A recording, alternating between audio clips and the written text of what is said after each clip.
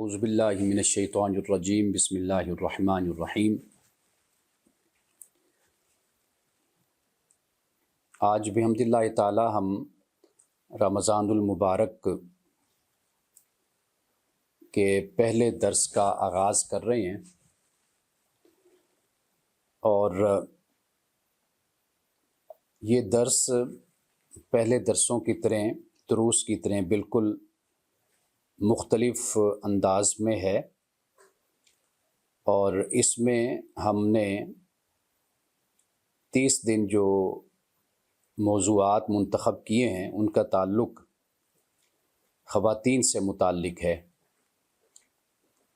یعنی قرآن مجید میں اللہ سبحانہ و تعالیٰ نے مختلف مقامات پر مسائل کے حوالے سے اور شخصیات کے حوالے سے، یعنی انسانوں کے حوالے سے خواتین کا جا بجا اور مختلف مقامات پر ذکر کیا ہے۔ تو اس لیے اس دفعہ ہم نے قرآن مجید کی روشنی میں یہ طے کیا ہے کہ خواتین پر ہم بات کریں گے قرآن پاک کی روشنی میں۔ اور اشتہار میں آپ نے دیکھ لیا ہوگا کہ 29-30 دن میں ہم نے قرآن مجید کی کچھ صورتیں ہیں ان کا بھی مطالعہ کرنا ہے، اور اس کے علاوہ جو رشتہ ہے، تعلق ہے عورت کا مرد کے ساتھ، بچوں کے ساتھ یا گھر کے ساتھ، معاشرے کے ساتھ، اس پر بھی ہم نے بات کرنی ہے۔ آج میں نے سب سے پہلے تو میں یہ آپ کو بتا دوں کہ ہم ایک تو قرآن مجید پڑھیں گے اور ٹاپک کے حساب سے، یعنی موضوع کے حساب سے ہم، اور دوسرے نمبر پر آخر میں کوئی 5 منٹ 7 منٹ وہ ہم حدیث کے لیے رکھیں گے۔ ایک حدیث میں یا 2 حدیثیں جو بھی اس وقت میں بیان کر سکا، کیونکہ پورا سال ہم حدیثیں پڑھتے ہیں، تو میں نے یہ سوچا کہ اس سلسلے کو ہم تعطل میں نہ رکھیں، بلکہ ہم رمضان میں بھی 1-2 حدیثوں کا سلسلہ الادب المفرد سے ہم جاری رکھیں۔ آج میں نے جو سب سے پہلا جو موضوع ہے وہ ہے قرآن اور ماں، یا ماں اور قرآن، آپ جو بھی اسے کہہ لیں۔ یہ یعنی جو رکھنے کی وجہ ہے سب سے پہلے وہ اس لیے کہ عورت کے ساتھ جو مرد کا تعلق اور انسان کا تعلق جو ہے، وہ سب سے پہلا تعلق وہ ماں کا تعلق ہے۔ تو اس لیے عربی زبان میں جو لفظ بولا جاتا ہے ماں کے لیے، یہ لفظ بھی اپنے اندر بڑی معنویت اور بڑی اہمیت، اور اس لفظ میں سمندر پوشیدہ ہے، چھپا ہوا ہے۔ میں اس پر آئندہ اب آگے جا کر اس پر میں بات کروں گا، لیکن یہ ہے کہ پیغمبروں کی جو مائیں ہیں، حضرت موسیٰ علیہ السلام کی، حضرت مسیح علیہ السلام کی اور دیگر، ان کا ذکر ہم تفصیل کے ساتھ قرآن ہی کی روشنی میں ہم کریں گے کہ بھئی حضرت موسیٰ علیہ السلام کی والدہ کے بارے میں قرآن نے کیا کہا، حضرت عیسیٰ علیہ السلام کی والدہ کا ذکر ہے، حضرت مریم کا، وہ کس طریقے سے ہوا ہے، اور کئی ماؤں کا ذکر جیسے قرآن مجید میں ہے، تو وہ ذکر کیسے ہوا ہے وہ میں بعد میں اس پر ایک باقاعدہ ایک دن اس پر میں بات کروں گا۔ وہ بڑی مزیدار آیتیں ہیں، اور جس طرح ماں کی محبت قرآن مجید بیان کرتا ہے وہ بڑی بے مثال محبت ہے، یعنی یہ وہ محبت ہے کہ جو انمول ہے، اس کی کوئی قیمت نہیں ہے۔ اب ذرا ہم آتے ہیں عربی زبان میں جو کا لفظ بولا جاتا ہے، یہ لفظ یعنی عرب کی لغت کے مطابق یا عربی زبان کے مطابق یا عربی معاشرت اور استعمال کے مطابق یہ لفظ کہتے ہیں کہ یہ بچہ گفتگو سے پہلے یا بولنے سے پہلے جو منہ سے آواز نکالتا ہے نا، وہ در حقیقت یہی آواز ہے۔ یعنی آپ یہ دیکھیے کہ ماں کے لیے جو عربی زبان میں لفظ ہے، بچہ ابھی زبان سیکھتا نہیں ہے، بولتا نہیں ہے، بات نہیں کر رہا ہوتا، کچھ نہیں بول سکتا، تو سب سے پہلے وہ جو لفظ بولتا ہے نا، وہ لفظ ہوتا ہے۔ یعنی ماں کا جو لفظ ہے یہ بچے کی آواز سے، یعنی اس نے جو بولا اس سے یہ لفظ ڈیرائیو کیا گیا اور اس کو بولا گیا کہ بھئی یہ ماں کا لفظ، یعنی لفظ بنا ہی، یعنی آغاز، ابھی بچے نے بولنا نہیں شروع کیا، بولنے سے پہلے ہی وہ جو منہ سے لفظ نکالتا ہے نا، وہ آواز وہ یہی ہوتی کی تو عرب میں پھر اس لفظ کو جو بچہ بولنے سے پہلے، یعنی بولنے کی صلاحیت، میں ان الفاظ پر اس لیے بار بار زور دے رہا ہوں کہ آپ اس لفظ کو اس طرح سمجھیں کہ جو ایک ہوتا ہے کہ انسان کے اندر بولنے کی صلاحیت آ جاتی ہے، انسان بات کرتا ہے، گفتگو کرتا ہے، تو بچہ ابھی گفتگو کرنے کے قابل نہیں ہے، بات نہیں کر سکتا، لیکن بولنے سے پہلے جو اس کے منہ سے لفظ بنتا ہے، نکلتا ہے، وہ کا لفظ ہوتا ہے۔ یعنی وہ سب سے پہلے اپنی ماں کو وہ بلاتا ہے، یا وہ پہلا لفظ ہی جو عرب نے تخلیق کیا، بنایا بچے کے لیے، وہ کا لفظ ہے۔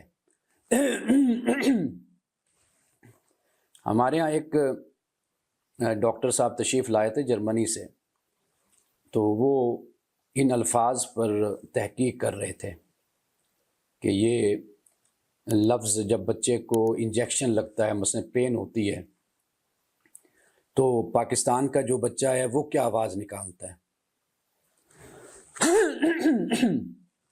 معذرت خواہ،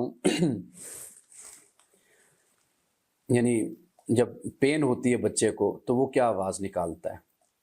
پاکستان کا بچہ اور جرمنی کا، تو انہوں نے باقاعدہ وہ آواز ہمیں نکال کر سنائی کہ بھئی پاکستان کا بچہ جو ہے وہ اوئی کرتا ہے، تو جرمنی کا جو بچہ ہے وہ اس کے مطابق انہوں نے آواز بتائی کہ جب اس کو پین ہوتی ہے، درد ہوتی ہے، تو وہ یہ فلاں آواز نکالتا ہے۔ تو یہ یعنی خود ایک بہت بڑا علم ہے یہ، اس کی تلاش کے زبانوں میں انسان خوشی کا اظہار کیسے کر رہا ہوتا ہے، دکھ کا اظہار کیسے کر رہا ہوتا ہے، اور انسان حیرانی کا اظہار کیسے کرتا ہے، اس کے منہ سے کیا آواز نکلتی ہے۔ تو وہ بچوں کے بارے میں وہ تحقیق کر رہے تھے، تو یہ مجھے بات اس لیے یاد آئی کہ یہ جو لفظ ہے، مدر، ماں، عربی زبان کا یہ در حقیقت پہلا وہ لفظ ہے جو بچے کے منہ سے نکلتا ہے، یعنی لفظ بھی نہ کہیے، یہ ایک آواز ہے اس کی، تو وہ اس آواز سے عرب نے لفظ کو بنایا ہے، نکالا ہے، ماں کے لفظ کو۔ اچھا، پھر یہ بھی دیکھیے کہ جو لفظ ہے، اس کی جو اہمیت ہے، عربی زبان میں کہتے ہیں کہ ما امی و امہ، کہ میرا اس سے کیا تعلق ہے، یعنی اس تعلق کے بیان کے لیے جو لفظ بولا جاتا ہے وہ کا لفظ بولا جاتا ہے۔ یعنی تعلق جو ہے وہ ماں کا ہے، باپ کا نہیں ہے۔ یعنی جب بھی عرب میں یا ہم اپنی زبان میں بات کریں گے تو کسی مسئلے میں، کسی تعلق میں، رشتہ داری میں، دوستی میں، محبت میں، پیار میں، جب بھی ہم اس کا اظہار کرنا چاہیں گے تو ہم ماں کا لفظ محاورے میں استعمال کرتے ہیں، ما امی و امہ، کہ میرا اس سے کیا تعلق ہے، یعنی میری ماں اور اس کی ماں کا یعنی وہ کیا ہے، یعنی کوئی تعلق نہیں ہے۔ اور اسی طرح عربی زبان میں مدح ہو، ذم ہو، یعنی تعریف کے لیے بھی، اور جسے کہتے ہیں مذمت کے لیے بھی عربی زبان میں یہ لفظ بولتے ہیں، لا ام لک، یعنی نہیں ماں تیرے لیے۔ اب اس کا مقصد کیا ہوتا ہے؟ یعنی اصل جو نقصان ہے عرب کی زبان میں یا عرب کے معاشرے میں، اصل نقصان کہتے ہیں ماں کے مرنے سے ہوتا ہے۔ یعنی اس لیے کا جو لفظ ہے اس کو بنیاد کے لیے عربی زبان میں استعمال کیا جاتا ہے۔ یعنی آپ امت کا لفظ دیکھ لیں، آپ القرا کو دیکھ لیں، یعنی مکہ کو القرا کہا جاتا ہے، یعنی بستیوں کی ماں اس کو کہا جاتا ہے، مرکز اس کو کہا جاتا ہے۔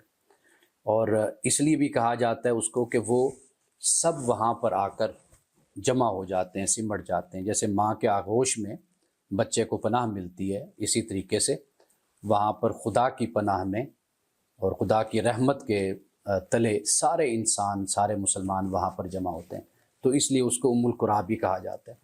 یہ جو زمین ہے، زمین کو عربی زبان میں الناس کہا جاتا ہے۔ ناس یعنی لوگوں کی ماں۔ تو لوگوں کی ماں کیوں کہا جاتا ہے؟ اس لیے کہ وہ وہاں پر اس زمین پر لوگ رہتے ہیں، یہ زمین سب لوگوں کو پناہ دیتی ہے۔ قرآن مجید نے بھی ایک اس حوالے سے جو لفظ استعمال کیا، آپ نے یہ واقعہ سنا ہوگا کہ حضرت موسیٰ علیہ السلام جب کوہ طور پر گئے تھے تو واپس آئے اور قوم کو دیکھا کہ وہ شرک میں مبتلا ہو چکی ہے، مشرک ہو چکی ہے، تو حضرت ہارون علیہ السلام کو چھوڑ کر گئے تھے حضرت موسیٰ علیہ السلام، لیکن جب واپس آئے اور دیکھا کہ بھئی قوم تو بچڑے کو پوجا کر رہی ہے، اس کی پرستش کر رہی ہے، تو اب یہاں پر جو قرآن نے بیان کیا کہ حضرت موسیٰ علیہ السلام نے حضرت ہارون کی داڑھی پکڑ لی تھی۔ حضرت موسیٰ علیہ السلام نے سر کے بال اور داڑھی وہ پکڑ لی اور اس کو کھینچا۔ اب وہاں پر جو الفاظ قرآن نے استعمال کیے ہیں نا، وہ میں آپ کو سناتا ہوں، بلکہ تھوڑا سا اس کو شروع سے پڑھ لیتے ہیں تاکہ مزید ہمیں سمجھ بھی آ جائے گی بات کی۔ وہ یہ ہے کہ قرآن کہتا ہے کہ ہارون نے ان سے پہلے ہی کہا تھا کہ اے میری قوم، تم اس بچھڑے کے ذریعے سے بہک گئے ہو اور تمہارا رب تو رحمان ہے۔ وَلَقَدْ قَالَ لَهُمْ هَارُونُ مِنْ قَبْلُ يَا قَوْمِ إِنَّمَا فُتِنْتُمْ بِهِ وَإِنَّ رَبَّكُمُ الرَّحْمَانُ۔ یہ حضرت ہارون علیہ السلام نے کہا جب موسیٰ نہیں تھے، فَاتَّبِعُونِی، تو میری اتباع کرو، وَأَطِیعُوا أَمْرِی، اور میری بات کو مانو، میرے حکم کو۔ قَالُوا لَن نَبْرَحَ عَلَیْهِ عَاکِفِینَ حَتَّى یَرْجِعَ إِلَیْنَا موسیٰ، انہوں نے کہا کہ ہم تو اس کی پرستش میں لگے رہیں گے جب تک کہ موسیٰ ہمارے پاس لوٹ کر نہ آ جائیں، یعنی اس اپنا بت کی اور بچھڑے کی۔ اب اس کے بعد دیکھیے فرمایا قال یا ہارون، موسیٰ علیہ السلام نے کہا کہ اے ہارون، ما منعک اذ رأیتہم ضلوا، کہ جب تو نے دیکھا کہ وہ بہک گئے ہیں تو تم کو کس چیز نے روکا کہ تم پیروی کرو، یعنی تم خاموشی اختیار کر لو، اللہ تتبعنی افعصیت امری، کس چیز نے روکا کہ تم میری پیروی کرو، یعنی جو میں تمہیں تعلیم دے کر گیا تھا تم نے اس پر کیوں نہ عمل کیا، کہ ان کو کیوں نہ منع کیا۔ اب اس کے بعد دیکھیے قال یبن امہ، اے میری ماں کے بیٹے، یہاں پر یہ نہیں کہا کہ یبن ابی، اے میرے باپ کے بیٹے، یہ نہیں کہا۔ تو قرآن مجید یعنی عرب کا جو محاورہ ہے اس میں یہ ہے کہ وہ عربی زبان میں ہم کہا کرتے ہیں کہ یبن امی و یا شقیق نفسی، کہ اے میری ماں کے بیٹے اور اے میرے دل کے جگر کے ٹکڑے۔ تو یعنی محبت کا تعلق ہو، لگاؤ ہو، رحمت کا تعلق ہو، رشتہ داری ہو، جو بھی معاملہ ہو، اس کو منسوب ماں سے کیا جاتا ہے۔ یعنی باپ کا ذکر عربی زبان میں کہہ لیجئے یا دنیا کی زبانوں میں باپ کا ذکر نہیں آتا، ماں کا ذکر آتا ہے۔ اور قرآن مجید کو جب ہم دیکھتے ہیں تو آپ یہ دیکھیے کہ قرآن مجید میں جو مذکر کے صیغے ہیں اس میں تو مؤنث آلریڈی شامل ہوتا ہے، یعنی یا ایھا الذین آمنوا، اے ایمان والو، اس میں مرد بھی شامل ہیں، اس میں عورتیں بھی شامل ہیں، لیکن جو عورتوں کا صیغہ ہے وہ صرف عورتوں کے لیے ہے۔ یعنی قرآن مجید میں اس طریقے سے اگر ہم دیکھیں تو زیادہ ذکر ہمیں خواتین کا، عورتوں کا ملتا ہے۔ تو ماں کا جو مرتبہ ہے یا جو ماں کا درجہ ہے یا جو یہ لفظ ہے عربی زبان میں، اس کو استعمال ہی بالکل مختلف طریقے سے انسانی تعلق اور رشتہ داری کی بنیاد پر، رحمت کی بنیاد پر اس کو استعمال کیا جاتا ہے۔ یہ تو چند باتیں بنیادی میں نے اس لیے بیان کی ہیں کہ تاکہ جو لفظ ہے عربی زبان کا وہ ہم پر واضح ہو، اور ہم یہ دیکھیں سمجھیں کہ بھئی اس کو قرآن مجید نے یا عربی زبان نے اس کو کس طرح استعمال کیا ہے۔ اب قرآن مجید میں جو لفظ استعمال ہوا وہ ہوا والدین کا، یعنی والد کا مطلب یا والدہ کا مطلب ہوتا ہے جو جنم دینے والے ہیں، ان کے لیے والدین کا استعمال ہوا۔ لیکن ہم یہ دیکھیں گے قرآن مجید میں کہ اللہ سبحانہ و تعالیٰ نے جہاں پر والدین کا ذکر کیا تو وہاں پر ماں کا ذکر بھی ساتھ کیا ہے۔ پہلے ہم والدین کا ذکر پڑھتے ہیں کہ قرآن پاک میں کہاں کہاں پر والدین کا ذکر ہوا ہے۔ اب یہ میرے سامنے سورت بنی اسرائیل ہے، قرآن مجید کی 17 نمبر سورت ہے، اور اس کی تقریباً 2 آیات ہیں جن میں اللہ سبحانہ و تعالیٰ نے والدین کے متعلق بیان کیا ہے۔ فرمایا وَقَضَىٰ رَبُّكَ أَلَّا تَعْبُدُوا إِلَّا إِيَّاهُ وَبِالْوَالِدَيْنِ إِحْسَانًا، کہ تیرے رب نے فیصلہ کر دیا کہ نہیں تم عبادت کرو گے مگر اس کی، وَبِالْوَالِدَيْنِ إِحْسَانًا، اور والدین کے ساتھ تم احسان کرو گے۔ اب یہاں پر آپ یہ دیکھیں کہ اللہ سبحانہ و تعالیٰ نے اپنی عبادت کے بعد والدین کا ذکر کیا ہے، یعنی عبادت اللہ کی اور والدین کے ساتھ احسان۔ یہ جو قضا کا لفظ ہے نا، قضا ربک کا، تیرے رب نے فیصلہ کر دیا ہے، یہ طے کر دیا ہے، تو عبادت کے ساتھ والدین کا ذکر۔ اب والدین واضح بات ہے کہ ماں بھی اس میں شامل ہے۔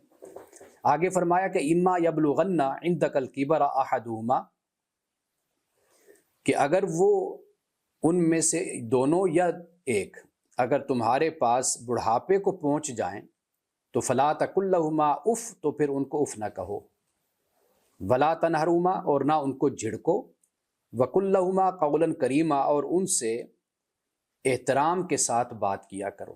قول کریم یعنی کریم سے مراد قول کریم یعنی وہ بات کہ جو ان کی شان کے مطابق ان کی عزت کے لیے ہو، ان کے احترام میں ہو، تو ایسے الفاظ منہ سے نہیں نکالنے کہ جو ان کی توہین جس سے ظاہر ہوتی ہو۔ اب اس کے بعد آگے فرمایا کہ وَخْفِضْ لَهُمَا جَنَاحَ الذُّلِّ مِنَ الرَّحْمَةِ، اور ان کے سامنے نرمی سے عاجزی کے بازو تم جھکائے رکھو۔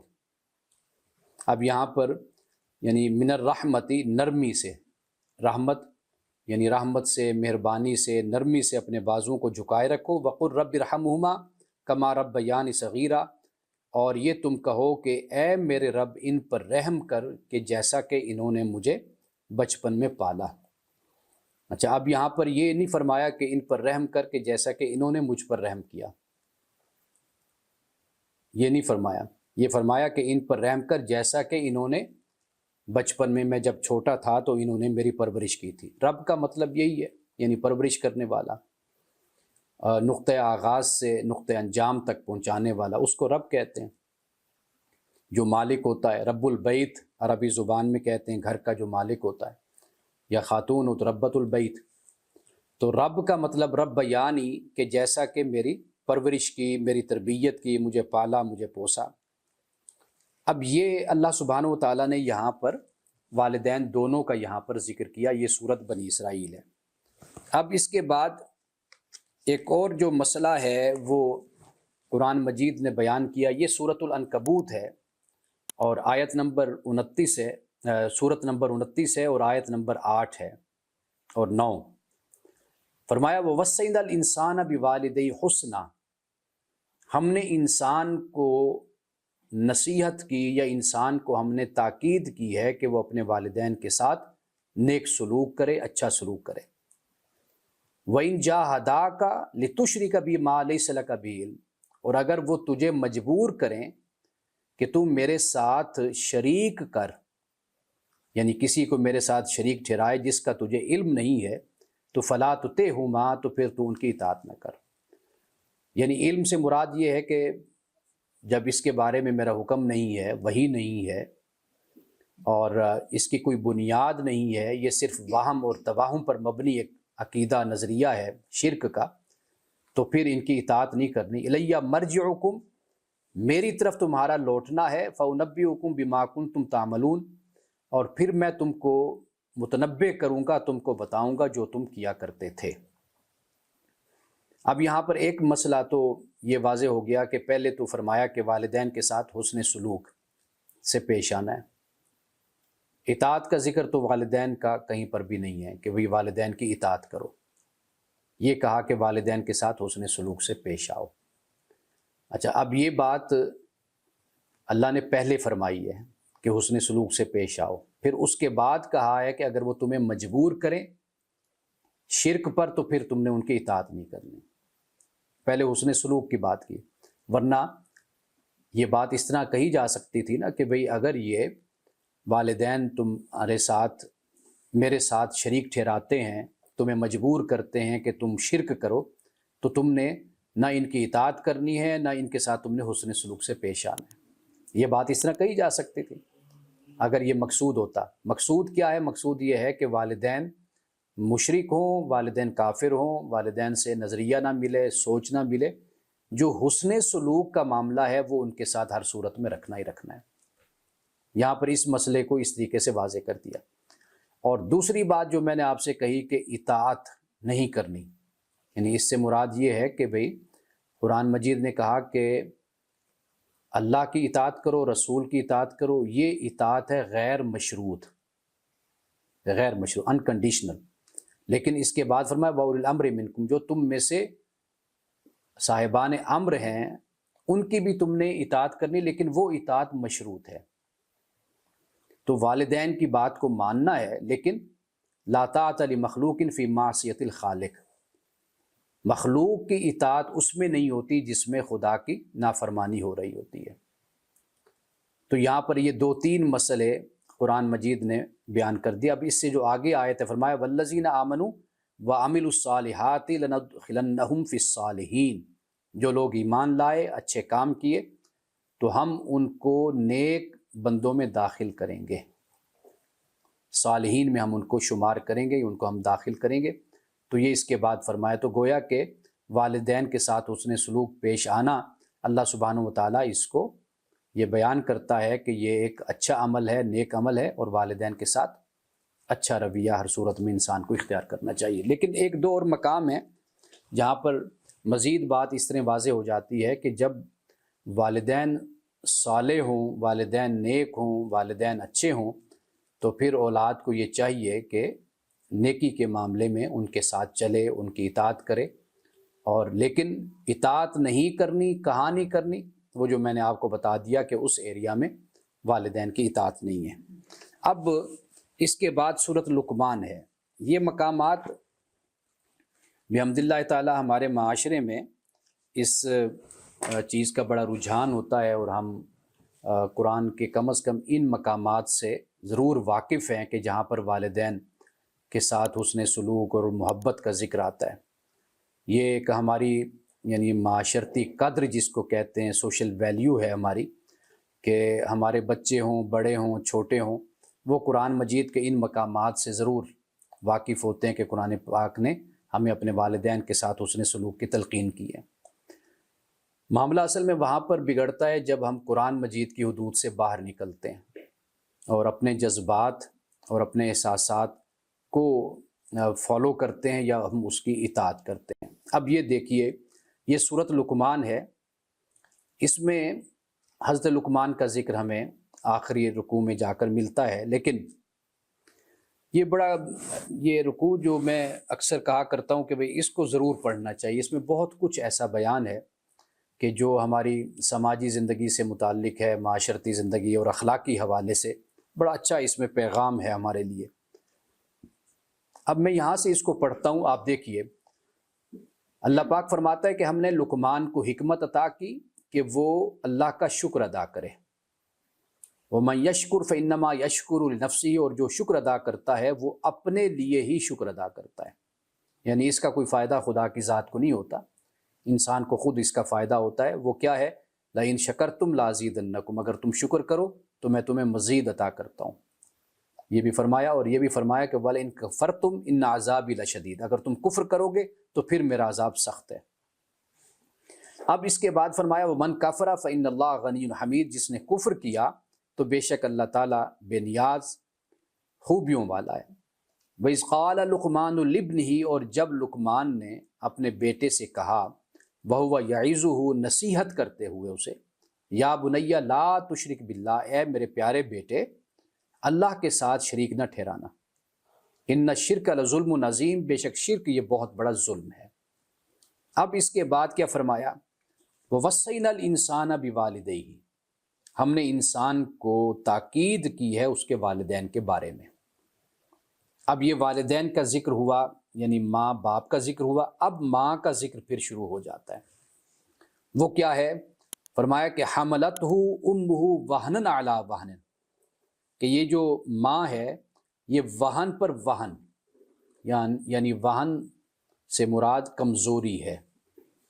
ایک اور لفظ استعمال ہوا کرہ کا لفظ قرآن پاک میں، کرہ ہوتے تکلیف، یعنی جو انسان کو پسند نہیں آتی اور ناقابل برداشت جو تکلیف ہوتی ہے۔ تو کہتے ہیں کہ بھئی ماں جب بچے کو جنم دیتی ہے، یہ بات مستند تو نہیں ہے لیکن ایک تمثیل کے طور پر اس کو بیان کیا جاتا ہے کہ ماں کس تکلیف سے گزرتی ہے۔ کہا جاتا ہے کہ 20 ہڈیوں کے ٹوٹنے کے برابر تکلیف ماں کو ہوتی ہے۔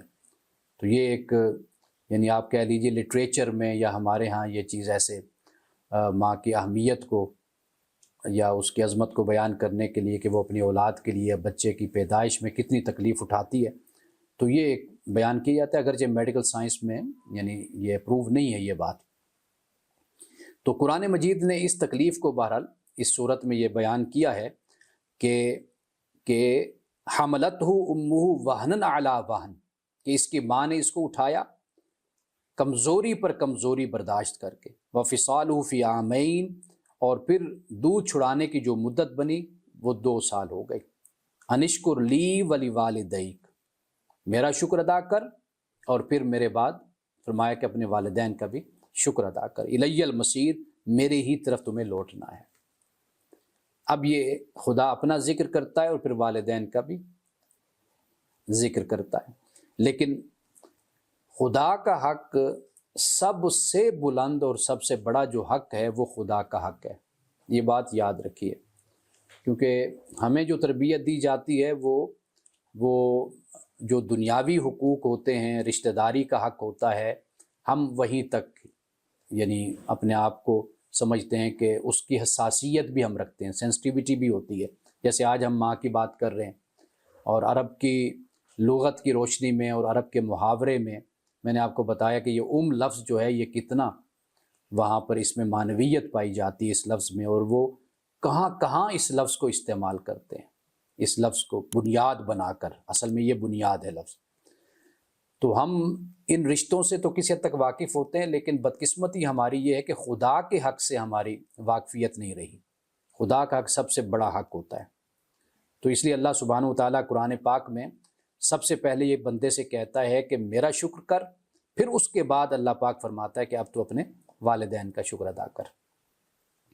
اب یہاں پر بھی اسی بات کو بیان کیا، لیکن مختلف اسلوب میں اس بات کو بیان کیا ہے، یعنی مختلف انداز میں، اور وہ کیا ہے، یعنی قرآن مجید وہ جو کہتے ہیں نا کہ قرآن خود اپنی تفسیر ہے، قرآن کا ایک مقام دوسرے مقام کی تفسیر کرتا ہے، یفسر القرآن بالقرآن، قرآن کی تفسیر ہے۔ تو یہاں پر ابھی جو عنکبوت میں ہم نے پڑھا تو وہاں پر اختصار کے ساتھ ایک بات کو بیان کیا، یہاں پر اسی بات کو کھولا گیا ہے، کھول کر بیان کیا گیا۔ کیا فرمایا؟ فرمایا وَإِن جَاهَدَاكَ عَلَىٰ أَن تُشْرِكَ بِي مَا لَيْسَ لَكَ بِهِ عِلْم، اگر تجھے وہ مجبور کرتے ہیں ماں باپ کہ میرے ساتھ تو شریک کرے اس کے بارے میں جس کا تجھے علم نہیں ہے، جیسے میں نے آپ سے کہا کہ بھئی اس پر کوئی وحی نہیں ہے، کوئی اللہ کی طرف سے حکم نہیں ہے، کوئی حجت نہیں ہے، کوئی سند نہیں ہے، اس بات کو کہتے ہیں کہ بھئی مانو، تو اس بات میں ان کی فَلَا تُطِعْهُمَا، تو ان کی اطاعت نہیں کرنی۔ اب دیکھیے آگے کیا فرمایا، فرمایا وَصَاحِبْهُمَا فِي الدُّنْيَا مَعْرُوفًا، لیکن دنیا کے معاملات میں اچھے انداز میں ان کے ساتھ تم چلتے رہو، مصاحبت اختیار، کمپنی جس کو ہم کہتے ہیں، اے کمپنی ود دیم، ان کے ساتھ تمہارا اچھا رویہ اور سلوک تمہارا ہونا چاہیے والدین کے ساتھ۔ واتبع سبیل من اناب الیہ، اور رجوع کر اس شخص کے راستے کی کہ جو تم اس شخص کے راستے کی پیروی کرنا جس نے میری طرف رجوع کیا ہے۔ وہ راستہ کیا ہے؟ وہ انبیاء کا راستہ ہے، وہ نیک لوگوں کا راستہ ہے، وہ صلحاء کا راستہ ہے۔ ثم الیہ مرجعکم، پھر میری طرف تمہارا پلٹنا ہے، فانبئکم بما کنتم تعملون، پھر میں تم کو بتا دوں گا کہ جو تم کیا کرتے تھے۔ یہ جو تنبیہ ہے نا، انذار، یہ قرآن پاک کا خلاصہ ہے۔ یعنی قرآن پاک ہر بات کو بیان کرنے کے بعد آخر میں پھر انسان کو متوجہ کرتا ہے کہ بھئی اللہ کی بارگاہ میں تمہاری حاضری ہوگی، یعنی دنیا میں تم جو کچھ بھی کرو گے اس کا جواب تم کو خدا کی بارگاہ میں دینا ہوگا۔ اب یہاں پر اسی بات کو اللہ سبحانہ و تعالیٰ نے کھول کر بیان کر دیا کہ ان کی اطاعت کرنی ہے، لیکن دنیا کے معاملات میں ان کی اطاعت نہیں کرنی، لیکن دنیا کے معاملات میں تم نے ان کے ساتھ اچھا سلوک کرتے رہنا ہے۔ تو یہ یہاں پر اس طرح اس بات کو کلیئر فرما دیا۔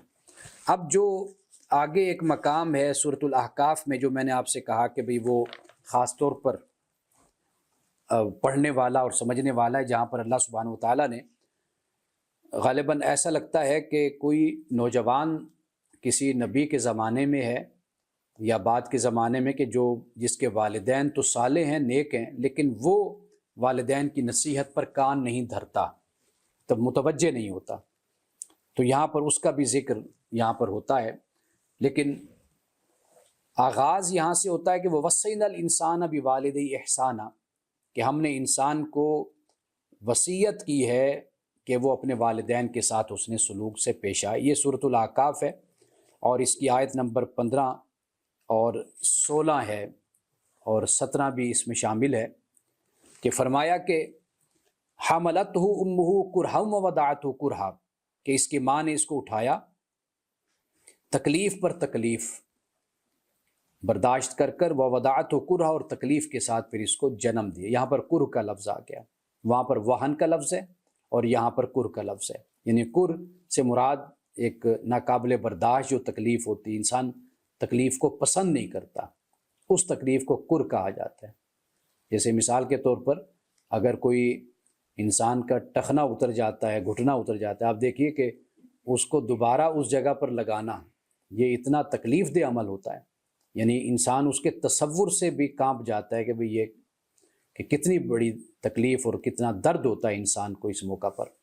تو یہ وہ چیز ہے جسے قرآن پاک نے یہاں پر بیان کیا کہ کرہم ووضعتہ کرہا، کہ کمزوری اور تکلیف پر تکلیف برداشت کر کے ماں بچے کو اٹھاتی اور پھر اس کو جنم دیتی۔ وحملہ وفصالہ 30 شہرا، اور یہ حمل کی مدت اور دودھ پینے کی جو مدت ہے یہ تقریباً 30 مہینے بن جاتی ہے۔ اب اس کے بعد فرمایا، اب یہاں پر آپ دیکھیے کہ جو پہلے ہم نے پڑھا یہ اس کی مزید وضاحت ہو جاتی ہے، یعنی اس کو ایک اور اینگل سے اللہ سبحانہ و تعالیٰ نے اس کو کھول کر بیان کیا۔ اب یہاں پر فرمایا حتیٰ اذا بالغ اشدہ وبالغ 40 سنہ، یہاں تک کہ جب یہ بچہ جو ہے، یہ شخص جو ہے انسان، جب یہ اپنی بھرپور جوانی کو، پختگی کو جب پہنچ گیا، میچورٹی کو پہنچ گیا، یعنی وبالغ 40 سنہ، اور 40 برس کو پہنچ گیا۔ اب یہ میچورٹی کی عمر ہوتی 40 سال، قرآن پاک نے اس کو بیان کیا، یعنی یہ ایک ایسی عمر ہے کہ انسان درمیان میں ہوتا ہے، امیچورٹی نہیں ہوتی، انسان ایک عمر گزار چکا ہوتا ہے۔ پھر یہ ہے کہ بچے اس کے اگر ہوں تو وہ یا تو جوان ہو رہے ہوتے ہیں، اور یا اتنی عمر کے ہوتے ہیں کہ بھئی اس کو پتہ چلتا ہے کہ بچے اپنی ایک علیحدہ شخصیت رکھتے ہیں، ایک اپنی ذات رکھتے ہیں، اور ایک اپنا وجود رکھتے ہیں۔ یہ یعنی 40 سال کی عمر میں جب انسان پہنچتا ہے تو اس کو اس بات کا اندازہ ہوتا ہے۔ یعنی اب یہ عمر قرآن پاک نے بڑی اس میں اہمیت ہے کہ یہ 40 سنہ قرآن نے کیوں کہا 40 سال؟ اگر آپ ابن خلدون کو پڑھیں تو وہ 40 سال کا ہندسہ بیان کرتا ہے کہ یہ اس طریقے سے ایک قوم پر عروج آتا ہے اور اسی طریقے سے ایک قوم زوال پذیر ہوتی ہے۔ وہ غالباً 120 سال کا عرصہ وہ بیان کرتے ابن خلدون۔ قرآن پاک دیکھیں تو حضرت موسیٰ علیہ السلام اور آپ کے بھائی ہارون جب انہوں نے برات کا اعلان کیا تھا کہ یا اللہ بس ہوگی، اب یہ لوگ سیدھے راستے پر نہیں آتے، تو وہاں پر بھی قرآن پاک نے کہا کہ بھئی یہ 40 سال بھٹکیں گے، یہ وہاں پر بھی 40 سنہ کے الفاظ ہیں، یتیہون فی الارض، تو یہ سورۃ المائدہ میں اس کو بیان کیا۔ تو 40 سال کا ایک عرصہ بڑا اہم عرصہ ہوتا ہے قوموں کی زندگی میں، ایک انسان کی زندگی میں، تو قرآن پاک میں مختلف مقامات پر 40 سال کو بیان کیا گیا۔ تو یہاں پر ایک شخص کے بارے میں، نوجوان کہہ لیجئے، بچہ کہہ لیجئے، کہ وہ جب اس عمر کو پہنچتا ہے، یعنی پختگی کو، اور 40 برس کی عمر کو پہنچ جاتا ہے، اب دیکھیے وہ کیا کہتا ہے، قال رب اوزعنی، پھر کہتا ہے کہ اے میرے رب مجھے توفیق عطا کر، ان اشکر نعمتک التی انعمت علیہ، کہ میں تیرے احسان کا شکر کروں جو تو نے مجھ پر کیا اور میرے ماں باپ پر کیا۔ اب یہ یعنی جو 40 سال کا ہو چکا ہے، اب وہ یہ اللہ تعالیٰ سے یہ کہتا ہے اللہ کہ مجھے توفیق دے کہ میں شکر کروں تیری نعمت کا جو تو نے مجھ پر کی اور میرے والدین پر کی، اور مجھے اس بات کی بھی توفیق دے کہ وَأَنْ أَعْمَلَ صَالِحًا تَرْضَاهُ، اور میں اچھے کام کروں، وہ اچھے کام کہ جس سے تو راضی ہو جائے، یعنی جو تجھے خوش کر دے وہ اچھے کام میں کروں۔ وَأَصْلِحْ لِي فِي ذُرِّيَّتِي، اور میری اولاد میں بھی مجھ کو نیک اولاد دے، یعنی جو اولاد ہے میری وہ اس میں وہ نیک اولاد ہو میری۔ اب یہاں پر دیکھیے کہ انسان جب ایک 40 سال کی عمر تک پہنچا، اب اس کا جو زاویہ فکر ہے نا وہ بالکل بدل گیا۔ اب ماں باپ کا بھی ذکر ہو رہا ہے اور اب اپنی اولاد کی صالحیت کی بھی دعا کر رہا ہے۔ اگر انسان ان باتوں کو ذرا اپنے اوپر اپلائی کر کے دیکھے نا تھوڑا سا، تو پھر انسان کو کچھ سمجھ آتی ہے کہ ایک امیچورٹی کی عمر، پھر اس کے بعد جب انسان کی شادی ہو گئی تو پھر بھی عقل نہیں آئی، بچے ہو گئے تو وہ ابھی چھوٹے ہیں پھر بھی عقل نہیں آئی، لیکن جیسے بچے اپنے کہتے ہیں کہ جب باپ کا جو جوتا ہے وہ بچے کو بھی آنے لگ جاتا ہے نا، تو پھر ذرا باپ کو ذرا ٹھہر کر بات کرنی چاہیے، سمجھ کر کہ میں اب اپنے جیسے ایک انسان سے، ایک شخصیت سے بات کر رہا ہوں۔ تو یہ ایک عمر تو 40 سال کا، اور عرب میں آپ دیکھ لیجئے تو شادی بھی جلدی ہو جاتی تھی، یعنی 20 سال، 18 سال، 20 سال، 23 سال، یہی عمر ہوتی تھی، 25 سال۔ رسول اللہ صلی اللہ علیہ وسلم کا جو پہلا نکاح ہوا حضرت خدیجہ سے، اس میں 25 سال کی عمر نقل کی جاتی ہے، بیان کی جاتی ہے، بچیوں کی اس سے پہلے شادی ہو جاتی ہے۔ تو اب وہ اس حساب سے آپ دیکھ لیجیے، جو 40 سال کی عمر میں شادی کرے گا تو واضح بات ہے کہ 15 سال کا تو بچہ اس کا ہوگا۔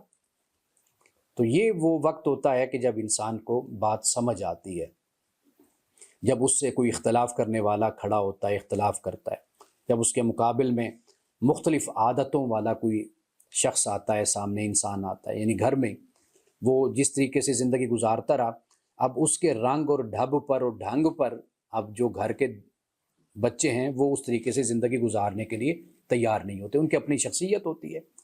اب یہاں پر یہ 40 سال کا عرصہ، ایک میچورٹی کا عرصہ قرآن پاک نے بیان کیا، اور وہ میں ایک جملہ ہمیشہ سنایا کرتا ہوں کہ وہ انگریز کا ہے لیکن اردو ترجمہ اس کا، میرے اسٹوڈنٹ ہیں وہ مجھے یہ باتیں اچھی اچھی بتاتے ہیں تو پھر میں آگے وہ نقل کر دیا کرتا ہوں۔ تو وہ کہتا ہے کہ بھئی آج مجھے میرے بیٹے نے غلط کہا، میرے بیٹے نے غلط کہا، تو مجھے یاد آیا کہ میرا باپ صحیح کہتا تھا۔ تو یہ ایک زندگی کا فیز ہوتا ہے انسان جس سے گزرتا ہے، کہ ایک وقت ہوتا ہے انسان اپنے باپ سے کہتا ہے کہ آپ کو نہیں بات سمجھ آ رہی، آپ نہیں سمجھ رہے میں کیا کہنا چاہتا ہوں، آپ کا یہ پوائنٹ ٹھیک نہیں، لیکن جب اپنا بچہ کھڑے ہو کر کہتا ہے کہ بابا آپ یہ ٹھیک نہیں کہہ رہے، آپ کی بات درست نہیں ہے، تو پھر سمجھ آتی ہے کہ یار میرا باپ صحیح کہتا تھا۔ کیونکہ انسان اپنے تجربے سے سیکھتا ہے نا۔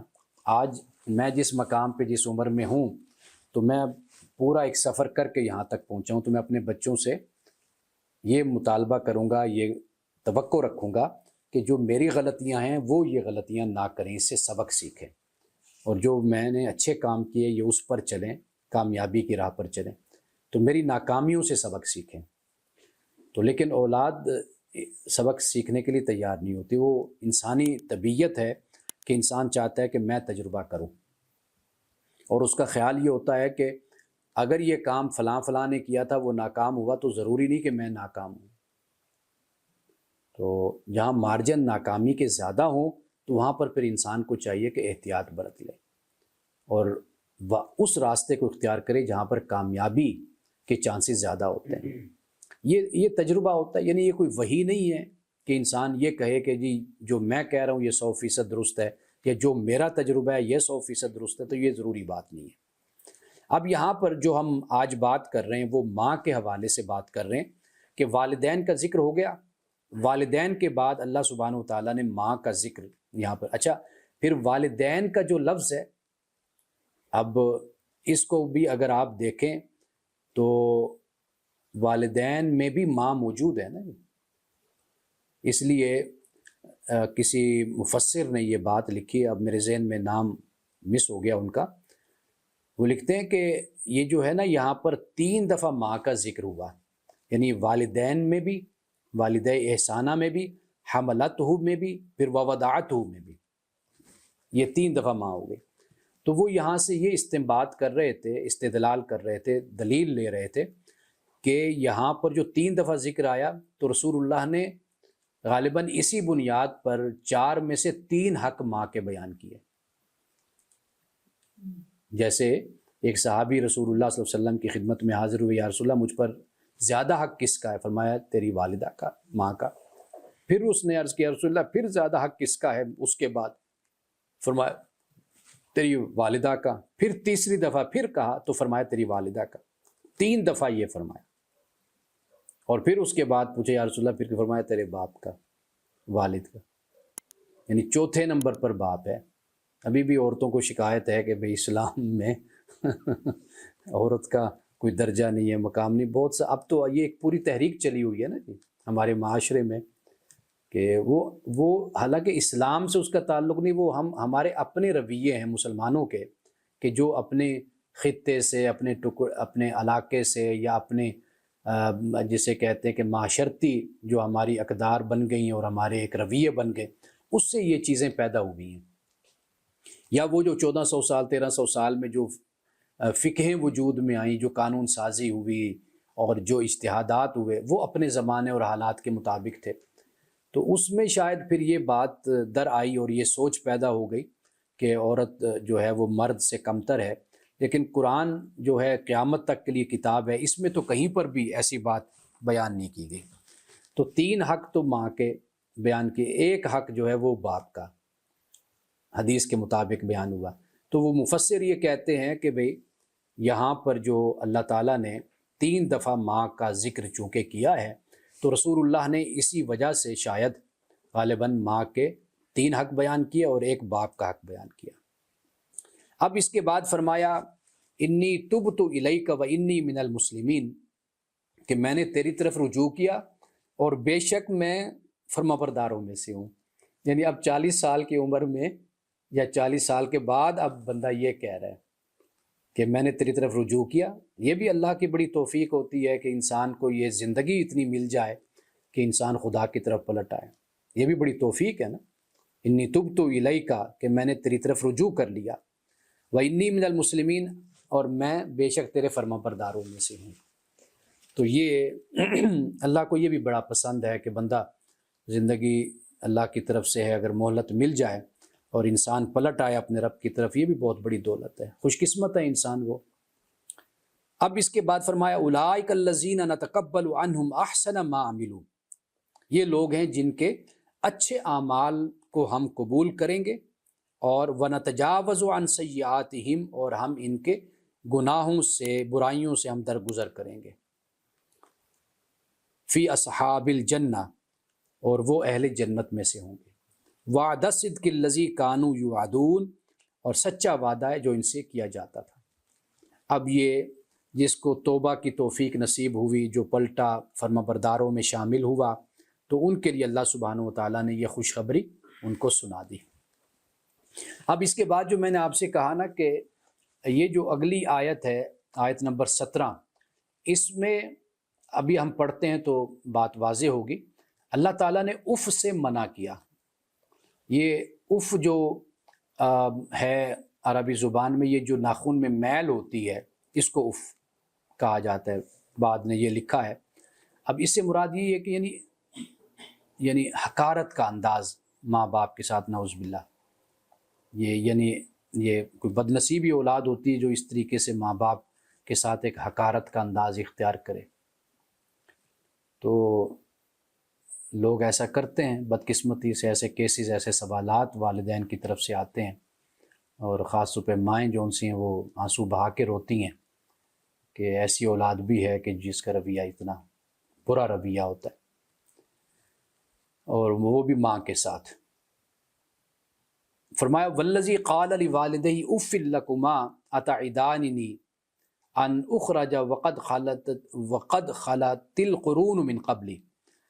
اب یہ وہ جس نے اپنے ماں باپ سے کہا کہ میں بیزار ہوں تم سے، کیونکہ ماں باپ صاحب اہل ایمان تھے، صالح تھے، نیک تھے، اچھے تھے. قرآن یہ بیان کرتا ہے. اب یہ بچہ نافرمان ہے، یہ کہتا ہے کہ جی ماں باپ کو اف لکما، کہ میں تم سے بیزار ہوں، یعنی حقارت کا انداز ماں باپ کے ساتھ. کیا تم مجھے یہ خوف دلاتے ہو کہ میں قبر سے نکالا جاؤں گا؟ یعنی بچہ کافر ہے، جیسے حضرت نوح علیہ السلام اللہ کے رسول ہیں، بیٹا جو ہے وہ نافرمان ہے. اب یہ اللہ کی مرضی ہے. اور انسان جو ہے نا، یعنی قرآن مجید آپ پڑھیے، انسان کے پاس اللہ کوئی ایکسکیوز رہنے نہیں دیتا، کوئی عذر نہیں رہنے دیتا. ہر بات کلیئر، واضح، کلیئر کٹ بات ہے جو قرآن پاک بیان کرتا ہے. یعنی آپ دیکھیے حضرت نوح علیہ السلام کی صحبت میں رہنے والی ان کی بیوی 950 سال تبلیغ کرتے رہے لیکن ایمان نہیں لائی. حضرت لوط علیہ السلام کی بیوی تقریباً 175 سال، روایات کے مطابق 175 سال تبلیغ کی حضرت لوط نے، بیوی ایمان نہیں لائی، جاسوسیاں کرتی رہی. دوسری طرف آسیہ جو فرعون کی بیوی ہے، فرعون خدا کی دعویٰ کرنے والا، وہ اس کی بیوی صاحبہ ایمان ہے، ایمان والی ہے. یعنی اس سے جو معلوم ہوتا ہے بیٹا ہے حضرت نوح کا وہ نافرمان ہے.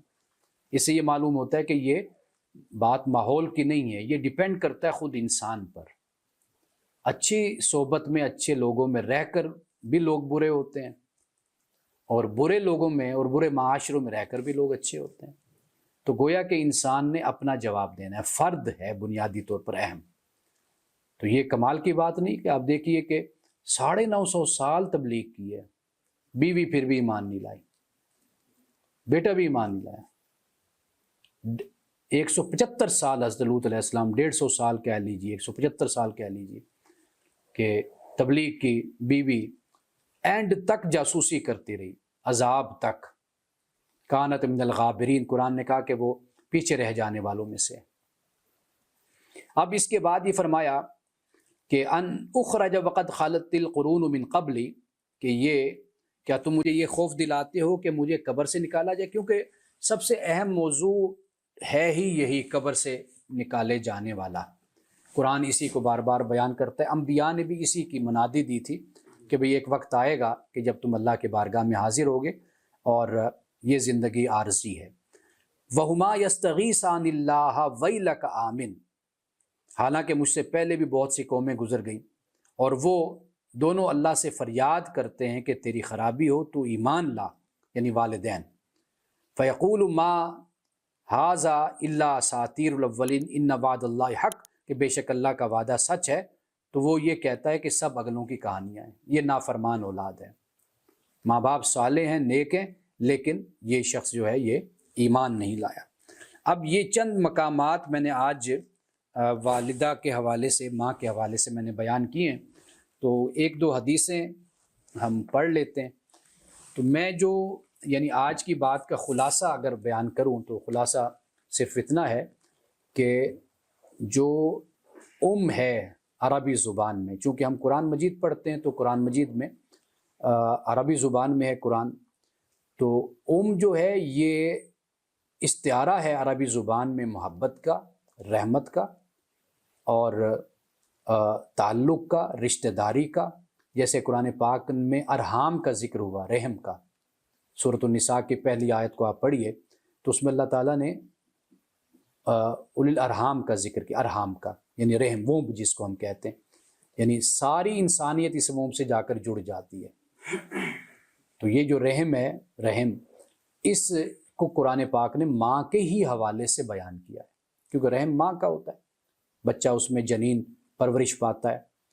تو کہنے کا مقصد یہ ہے کہ نقصان بھی اگر بیان کرنا ہو تو وہ بھی ماں کی نسبت سے بیان کیا جاتا ہے، یعنی سب سے بڑا نقصان ہے ہی ماں کا کھونا، ماں کا گم ہو جانا۔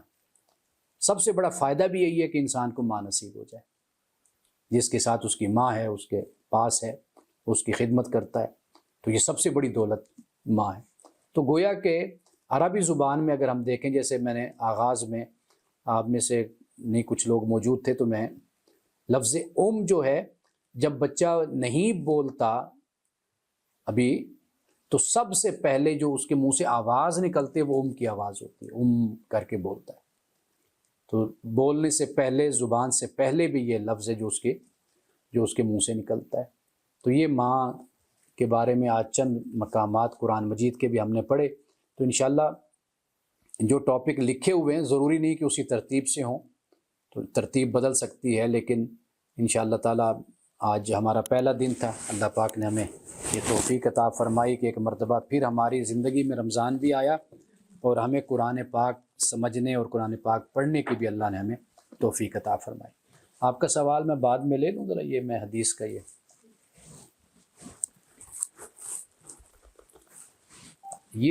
بخل کے حوالے سے ہے، باب البخل، اور اس میں بخل کی مذمت کی گئی ہے۔ حضرت جابر سے یہ روایت ہے کہ رسول اللہ صلی اللہ علیہ وسلم نے فرمایا کہ من سیدکم یا بنی سلمہ، اے بنی سلمہ تمہارا سردار کون ہے؟ قلنا جد ابن قیس، تو ہم نے عرض کی جد ابن قیس یہ ہمارے سردار ہیں، اگرچہ ہم اسے بخیل سمجھتے ہیں۔ کہا کہ ہے تو یہ ہمارے سردار لیکن ہے بخیل۔ فرمایا کہ آپ علیہ الصلوۃ والتسلیم نے فرمایا کہ بخل سے بڑی بھی کوئی بیماری ہے، یعنی اس سے بڑی کوئی بیماری نہیں ہے، بلکہ تمہارے سردار عمرو بن جموح ہے، اور عمرو بن جموح زمانہ جاہلیت میں ان کے بتوں کے نگران تھے، اور بعد میں جب نبی صلی اللہ علیہ وسلم شادی کرتے تو وہ آپ کی طرف سے ولیمے کا انتظام کرتے تھے۔ یعنی یہاں پر رسول اللہ صلی اللہ علیہ وسلم نے بخل کی وجہ سے جد بن قیس بنی سلمہ نے کہا کہ یہ ہمارے سردار، فرمایا تمہارے سردار کون ہیں؟ عمرو بن جموح ہیں۔ کیوں ہیں؟ اس لیے کہ یہ عمرو بن جموح غالباً یہ وہ صحابی ہیں، اگر میں غلطی پر نہیں، کہ غزوہ احد میں یہ شہید ہوئے تھے، اور یہ ان کے پاؤں میں جسے کہتے ہیں کہ ایک محتاجی تھی، لنگڑا پن جس کو ہم کہتے ہیں وہ تھا، تو یہ لنگڑا کر چلتے تھے۔ تو غزوہ احد کے موقع پر یہ شہید ہوئے، تو اللہ سبحانہ وتعالیٰ کے رسول صلی اللہ علیہ وسلم نے فرمایا کہ میں عمرو بن جموح کو جنت میں دیکھ رہا ہوں، اور میں یہ دیکھ رہا ہوں کہ جو ان کے ٹانگ میں، پاؤں میں عیب تھا، اللہ تعالیٰ نے وہ عیب ختم کر دیا، اب وہ جنت میں سیدھا چل رہے ہیں۔ تو یہ عمرو بن جموح وہ ہیں، اور ان کی کہانی بچپن میں پڑھی تھی کہ جیسے محلے میں لوگ چھیڑتے ہیں بچے اوباش قسم کے، تو چونکہ یہ چلتے اس طرح تھے، تو جس طرح ایک معذور شخص چلتا ہے تو بچے پھر مذاق، تو یہ ان کے ساتھ تھا، لیکن شہید ہوئے غزوہ احد میں، پھر اللہ تعالیٰ نے ان کو جنت عطا فرمائی۔ ایک اور حدیث ہے سیدنا مغیرہ اور ان کے جو سیکرٹری تھے وراد، یہ سے روایت ہے کہ سیدنا معاویہ نے مغیرہ بن شعبہ کو خط لکھا کہ مجھے کوئی ایسی حدیث لکھ بھیجو جو تم نے رسول اللہ سے سنی ہو۔ تو سیدنا مغیرہ بن شعبہ نے لکھا کہ رسول اکرم صلی اللہ علیہ وسلم قیل و قال سے منع کرتے تھے، کانا ینہا عن قیل و قال، قیل قال سے مراد یہ کہ بحث مباحثہ میں گفتگو، اس سے رسول اللہ نے منع فرمایا، یعنی لمبی لمبی بحثیں جو کئی گھنٹوں پر چلتی ہیں، وہ مذہبی، سیاسی، فرقہ وارانہ اور اس طرح کے الجھاؤ والی باتیں، تو جس میں صرف اور صرف انا ہوتی ہے انسان کی کہ بس میری علم کی برتری دوسرے پر ثابت ہو جائے، اور اس کا کوئی نتیجہ نہیں ہوتا۔ کبھی آپ نے دیکھا ہے کہ ان بحثوں کا، ان مناظروں کا اور ان قیل و قال کا کوئی نتیجہ نکلا ہو؟ کبھی نہیں نکلتا۔ بس اس میں یہ ہوتا ہے کہ دو شخص بیٹھیں تو، اور اس میں یہی کوشش ہوتی ہے کہ میں یہ ثابت کروں کہ جتنا میرے پاس نالج ہے اتنا تمہارے پاس نہیں ہے۔ ایک تو یہ بات فرمائی۔ دوسرے فرمایا مال ضائع کرنے سے، اس سے بھی رسول اللہ نے منع فرمایا۔ مال یہ بہت قیمتی چیز ہے، لوگ بہت ہی حقارت کے ساتھ ان چیزوں کا ذکر کرتے ہیں۔ قرآن پاک نے اگر مال کا ذکر مذمت میں کیا ہے تو اس کی وجہ رکھنے والوں کی مینٹیلٹی تھی، ان کا رویہ تھا، اس بنیاد پر مذمت کی گئی۔ رکھنے والوں کی مینٹیلٹی، مال کی مذمت نہیں ہے، یہ بات ذہن میں رکھنی چاہیے۔ اس کے لیے، اپنے مال کے لیے جان دینے والے کو بھی رسول اللہ نے شہید کہا ہے۔ مال کی حفاظت میں ڈاکو آ گئے، چور آ گئے، ان سے لڑ پڑا اپنے مال کو بچانے کے لیے، تو اس کو شہید کہا گیا۔ اگر یہ رویہ نہ ہو تو پھر تو لوٹ کھسوٹ بڑھ جائے نا، تو کوئی روکنے والا تو ہونا چاہیے نا، دفاع کرنے والا۔ معاشرے میں ہمیشہ اسی طرح ہی برائی رکتی ہے کہ جب اس کو روکا جاتا ہے، کچھ لوگ کھڑے ہوتے ہیں روکنے کے لیے۔ یہ دوسری بات فرمائی۔ تیسری بات فرمائی کثرت السؤال، سوال کی کثرت سے، یعنی ہر وقت مانگتے رہنا، کہتے رہنا، تو اس سے بھی رسول اللہ نے منع فرمایا۔ یعنی یہاں مانگنے سے مراد یہ ہے کہ لوگ اپنی ضرورت بھی نہیں ہے لیکن عادت کئی لوگوں کو ہوتی ہے، اتنی ہوتی ہے کہ اچھا گزر اوقات ہو سکتا ہے، اس میں نہیں کریں گے، دوسروں کو دیکھ کر لالچ کریں گے۔ آگے تیسری بات فرمائی خود روک لینے سے، وان منعی وہاتی، یعنی جو اس پر لازم اور واجب ہو وہ بھی ادا نہ کرے، روک لے، یعنی بخل سے کام لے۔ یہ جو رویہ ہے اس سے بھی، یعنی مثال کے طور پر اولاد کا حق ہے، بیوی کا حق ہے، والدین کا حق ہے، آپ نے ان کو دینا ہے، لیکن آپ خواہ کچھ لوگ بہت ہی بخیل قسم کے ہوتے ہیں، یعنی بنیادی ضرورتوں کے لیے بھی تنگ کرتے ہیں اپنے بچوں کو، اپنے گھر والوں کو، یہ رویہ۔ وعقوق الامہات، اب یہاں پر بھی وہی آج کے ہمارے ٹاپک سے متعلق ہوگی، ماؤں کی نافرمانی۔ رسول اللہ نے اس سے بھی منع فرمایا، ماؤں کی نافرمانی سے۔ اب یہاں پر وہ نہیں ہے نافرمانی کہ جو خدا رسول کے خلاف اگر ماں کہتی، وہ نہیں بات ہو رہی، ایک عمومی زندگی میں، یعنی ماں آواز دے رہی ہے کہ بیٹا آؤ بات سنو، بیٹھا ہوا بیٹا۔ رسول اللہ صلی اللہ علیہ وسلم نے فرمایا کہ اگر میری ماں زندہ ہوتی تو مجھے آواز دیتی تو میں نماز توڑ کر بھی اپنی ماں کی بات سنتا، یعنی نفلی نماز۔ تو اتنا یعنی رسول اللہ نے اس بات کو بیان کیا۔ تو لہٰذا عقوق الامہات، فرمایا ماؤں کی نافرمانی، وعن وادل بناتی، اور بیٹیوں کو زندہ درگور کرنا، اس سے منع کیا۔ یہ حضرت مغیرہ بن شعبہ نے حضرت امیر معاویہ رضی اللہ تعالیٰ عنہما ان کو یہ لکھ کر یہ بھیجا کہ یہ رسول اللہ صلی اللہ علیہ وسلم نے ان باتوں سے ہمیں منع کیا تھا، یہ منع فرماتے تھے۔ تو آج یہیں تک ہم رکھتے ہیں، انشاءاللہ تعالیٰ کل ہم ایک نئے موضوع کے ساتھ حاضر ہوں گے، اور خواتین ہی کے حوالے سے ہمارا ٹاپک انشاءاللہ تعالیٰ پورا مہینہ ہوگا۔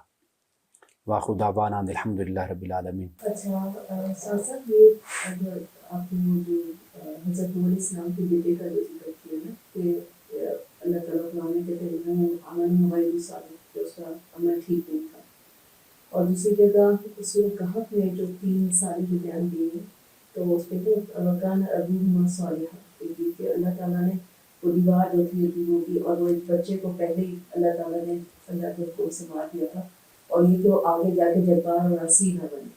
تو اس میں تھوڑا سا مجھے کنفیوژن ہو رہی ہے سمجھنے میں کہ ایک تو اللہ کے علم کے مطابق اس کو بچپن میں اللہ تعالیٰ نے اس کو حکم دے دیا تھا کہ وہ مر جائے، کہ آگے جا کے اپنے پیرنٹس کے لیے وہ ٹھیک نہیں ہوگا، اور حضرت نوح علیہ السلام کے اس میں کہ اللہ تعالیٰ کے اس کا عمل ٹھیک نہیں تھا۔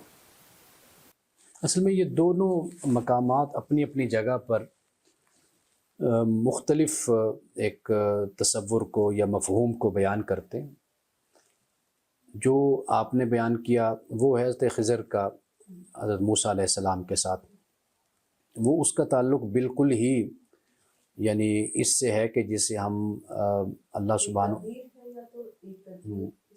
ہاں جی یہ جو ہے نا، اس کے لیے خاص لفظ بولا جاتا ہے کہ اللہ سبحانہ و تعالیٰ کا ایک کائناتی نظام ہے، اس کا بیان وہاں پر ہوتا ہے حضرت موسیٰ علیہ السلام کے ساتھ حضرت خضر کا، یعنی کہ جس کا نتیجہ اتنا ہے کہ اللہ سبحانہ و تعالیٰ اگر کسی کو کسی حادثے سے دو چار کر رہا ہے، کسی کی موت واقع ہو رہی ہے، یا کسی کے مال کا نقصان ہو رہا ہے، یا کوئی اور معاملہ ہے، تو اس میں اللہ سبحانہ و تعالیٰ نے کوئی حکمت انسان کی بہتری کے لیے رکھی ہوتی ہے، وہاں پر اس کے لیے ایک لفظ استعمال ہوتا ہے، وہ میرے ذہن سے اس وقت محو ہے، وہ آ جائے مجھے یاد تو میں آپ کو، تو ایک پورا نظام ہے خدا کا جو اس کائنات میں چل رہا ہے۔ آپ دیکھ لیجئے کہ ہماری اس زندگی میں اور اس دنیا میں ہم دیکھتے ہیں اموات بھی واقع ہو رہی ہیں، نئے لوگ بھی دنیا میں، بچے بھی پیدا ہو رہے ہیں، کوئی جلدی دنیا سے جا رہا ہے، کوئی بعد میں دنیا سے جا رہا ہے، کوئی بڑھاپے میں جا رہا ہے۔ ہم یہ بھی دیکھتے ہیں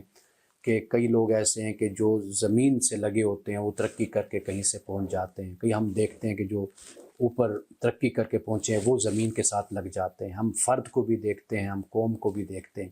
یہ پورا ایک خدا کا نظام ہے جو چل رہا ہے، تکوینی نظام، بالکل صحیح لفظ، تکوینی نظام ہے جو خدا کا اس کائنات میں چل رہا ہے۔ حضرت موسیٰ اور خضر کی جو ملاقات ہے وہ در حقیقت اسی تکوینی نظام کو بیان کرتی ہے، اور پھر اس میں جو ہے وہ صحابہ کے لیے بڑی تسلی کا سامان بھی ہے کہ بھی اللہ سبحانہ و تعالیٰ اگر کوئی تمہیں نقصان پہنچاتا ہے، کوئی تکلیف پہنچاتا ہے، تو اس میں تمہارے لیے بڑی بشارت ہے آنے والے وقت میں، ہاں جی، وہ تمہارے لیے یعنی مستقبل میں تمہارے لیے اس کے اچھے نتائج ہوں گے۔ سورۃ الکہف کو پورا آپ دیکھ لیں تو میں ہمیشہ یہ کہا کرتا ہوں کہ سورۃ الکہف رسول اللہ نے جو حدیث ہے کہ بھئی جمعرات کو تلاوت کرو رات کو، تو میں یہ کہا کرتا ہوں کہ یہ در حقیقت ایک وظیفہ کے طور پر نہیں بتایا تھا آپ نے، بلکہ صحابہ کو اس لیے بتایا کہ اس کو پڑھا کرو تاکہ تمہارے دلوں کو تسلی پہنچے۔ یہ اس زمانے کی صورت ہے جس زمانے میں مسلمانوں پر مظالم کے پہاڑ جو ہیں وہ توڑے گئے کفار کی طرف سے، تو اس دور میں رسول اللہ نے فرمایا کہ اس کو پڑھا کرو تاکہ تمہارے دلوں کو تسلی ہو کہ اس میں اللہ تعالیٰ نے کیا کیا بیان۔ ہم نے اس کو وظیفہ بنا لیا کہ ہر جمعرات کو ہم بیٹھ کے پڑھتے ہیں، لیکن ہمیں سمجھ کر ضرور قرآن پاک پڑھنا چاہیے۔ تو ایک تو یہ بات ہوگی۔ دوسرا جو آپ نے بیان کیا وہ اس کا معاملہ بھی اسی سے بھی آپ جوڑ سکتے ہیں کہ یہ بھی ایک تکوینی معاملہ ہو جاتا ہے کہ اب ایک پیغمبر کا بیٹا ہے اور اس کی صورتحال یہ ہے کہ باپ کے ساتھ رہا بھی ہے، 900 سال رہا، 950 سال، لیکن اس کے باوجود بھی اس کو ایمان نصیب نہیں ہوا۔ لیکن خدا یہ بھی تو دکھاتا ہے نا کہ بھئی کوئی کسی بڑے آدمی کا بیٹا بھی ہو لیکن اس نے جنت میں اپنے اعمال کی بنیاد پر جانا ہے۔ یعنی حضرت نوح علیہ السلام نے اللہ کی بارگاہ میں یہ عرض کی کہ مولا میرا بیٹا، تو اللہ نے کیا کہا، لیس من اہلک، کہ یہ تیرے اہل میں سے نہیں ہے۔ تو مطلب یہ کہ یہ بات بھی سمجھ آتی ہے کہ انسان وہی ہم نے الادب المفرد میں یہ پڑھا تھا کہ حضرت فاطمہ سے یہ فرمایا رسول اللہ نے، حضرت صفیہ سے یہ فرمایا، اپنے بنو قریش جو قبیلہ تھا خاندان بنو ہاشم، اس سے بھی یہ رسول اللہ نے فرمایا کہ ایسا نہ ہو کل قیامت کے دن لوگ اعمال لے کر، ایمان لے کر آئیں اور تم صرف ایک نسبت لے کر خدا کی بارگاہ میں آؤ قیامت کے دن۔ تو میرا خیال ہے کہ اس میں یہ اسباق ہمارے لیے موجود ہیں۔